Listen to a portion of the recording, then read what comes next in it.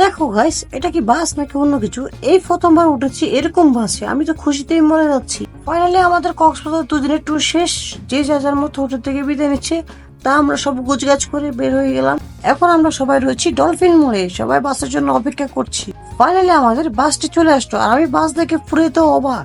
আর বাসের ভিতরে ঢুকে দেখি এটা কি বাস নাকি অন্য কিছু। কবুতরের খোপের মতো আলাদা আলাদা বেড সিস্টেম। আসলে আমি বাসের ভিতরে সাইডটা দেখে পুরো অবাক হয়ে গেলাম যে আসলে বাস নাকি অন্য কিছু।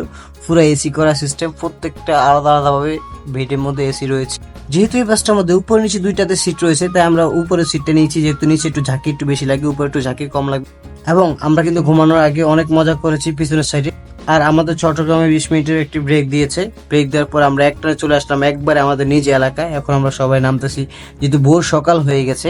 আসলে আসতে সময় লাগেনি, যাইতে অনেকটা সময় লেগে গেছে, অনেকবার ব্রেক দেওয়া হয়েছে এবং বাসটা ভালো ছিল না যাওয়ার সময়।